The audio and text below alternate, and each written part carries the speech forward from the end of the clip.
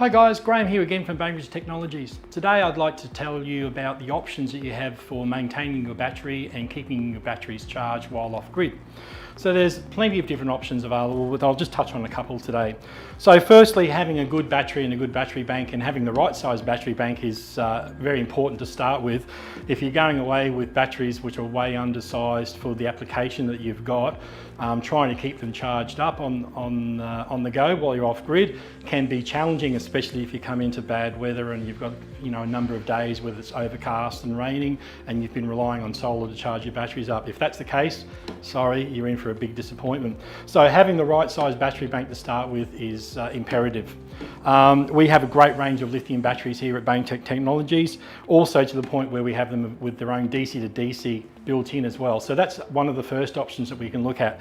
So a lot of modern vehicles these days have smart alternators, which ultimately they're just to look after the starting and cranking battery of the vehicle. And once they're turned off or have been reduced in their power output, they're not going to keep your batteries charged in your auxiliary battery in your vehicle or in your camper trailer or caravan or whatever setup you actually have. So it's imperative to have a DC to DC, and having it built into the battery is a fantastic piece of equipment because it saves on having extra devices installed into your vehicles and paying extra money to do so. If you don't go down that option, well then you do go down the option of having an external DC to DC.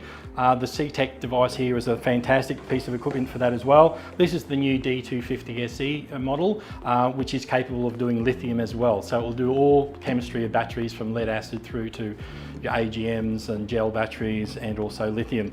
It also has a 20 amp MPPT solar charger built in as well. So that's when you come into the next step, which is by charging it with either a solar panel or a solar blanket like this Baintech one that I've got here today.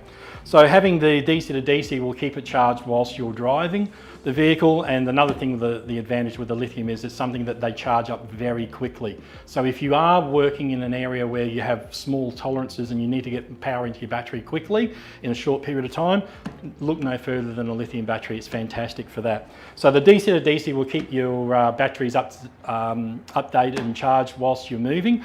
But once you're static and you're set up and you're free camping, so to speak, or you're off grid, then something like a solar panel and a solar blanket's where it comes very important.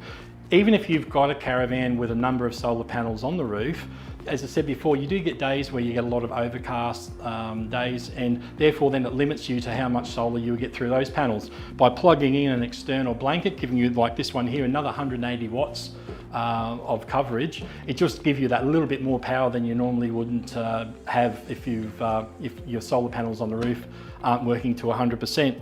So it's imperative to have a second or a backup, which you can use in a mobile device in a way that you can charge the batteries on your vehicle, you can charge your auxiliary in the back of your car, you can charge the batteries in your caravan and so forth.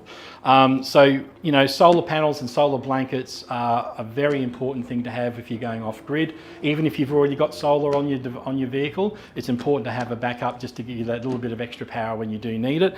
Having the right battery and being able to charge on the go. So these are just three little areas that you can look at to maintaining a great battery life and also a great life in general. I mean, we all like to get out there and get off grid and enjoy life and what it has to offer, but it's not very enjoyable when your fridge isn't running and you've got no cold drinks, no cold food, and the kids are screaming, "Where's my food, Mum?" And it's all spoilt because the fridge has died because your battery's run out. So it's one thing to look at it from a money point of view, but it's another thing to look at it from what you actually do need. And in this day and age, you need to be able to support yourself with all the right pieces of equipment.